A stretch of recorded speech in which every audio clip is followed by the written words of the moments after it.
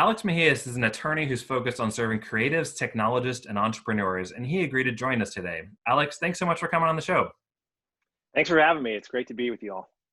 Yeah, and I imagine in the practice of law, there's a lot of things that have changed. But what's been the biggest disruption to your organization this season?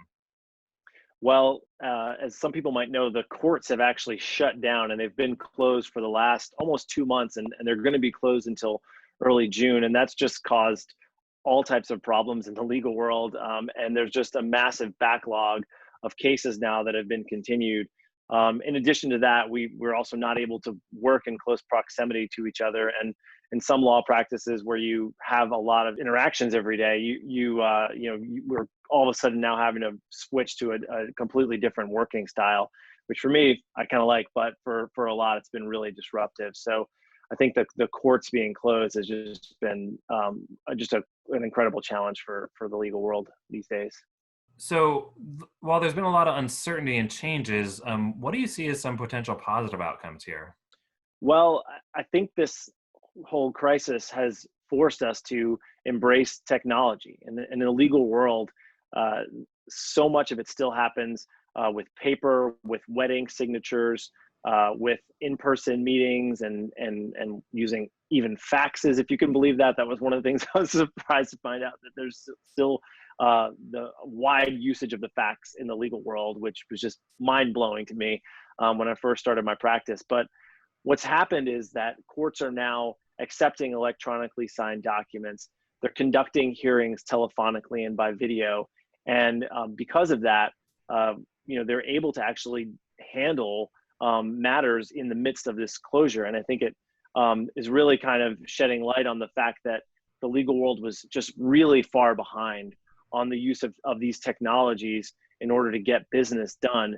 And this has showed us that we can actually still get some business done without having to put something in the mail or send a fax, without wedding signatures, without having to even come to court. And I think that has been one of the positive things.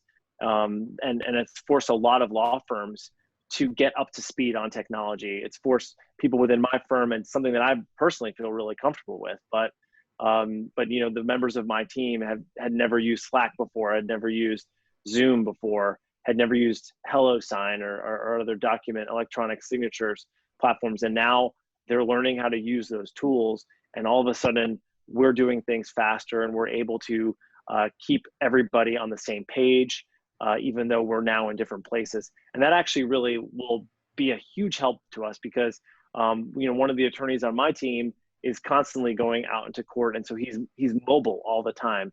And so now he's able to take calls on his phone, do client interviews on his phone. He can sign documents. He can look up stuff on Dropbox, and he's all of a sudden now, when he's out of the office, he's not completely detached.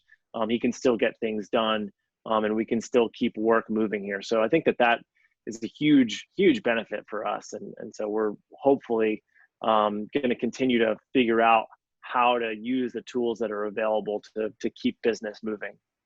And Alex, how much of these changes do you think, temporary fixes versus the permanent, new normal that we'll be living in?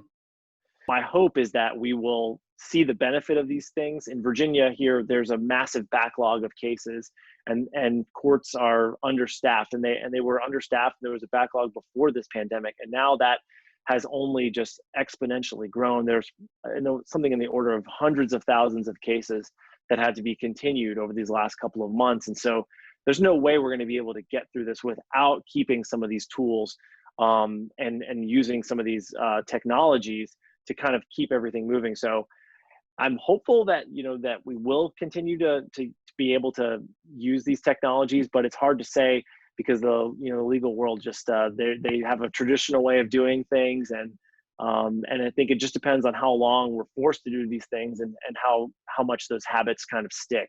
But I think as people are getting used to it, as people on my team are starting to get used to these tools, I think that they're going to understand the real value and benefit of how they can help us even on the other side of this. Well, Alex, thanks for joining us. Super helpful perspective. Really appreciate it. Anything you want to add at the end here? Well, first of all, just want to say thanks so much for having me on. It's great to talk to y'all, and I love what you all are doing. And if there are other, artists or entrepreneurs out there that are looking for help, particularly on the legal side, I would love to have a conversation and see if there's anything that I can do or my firm can do to help you all out. Certainly, we can be another listening ear for businesses that are trying to figure things out and offer our perspective, whether that be from the legal side of things or even from a strategic and business perspective. Love to talk to anyone who would like to kind of have a further conversation about any of this or any other needs that they might have. And what's the best way to contact you, Alex? Folks can go to alexmejiaslaw.com and they can click contact us. I'm also on LinkedIn, Alex Mejias, and Twitter at Alex Mejias. Well, great. Well, thanks so much for joining us, Alex. I have had the privilege of knowing Alex and his wife for going on a decade now. Is that right? Yeah. It's been a while. And really thankful to hear from you, and of course, fascinating just to hear what's going on in the legal field right now. So thanks so much, everyone. Keep the faith. We are all in this together, like Alex said, and have a good one.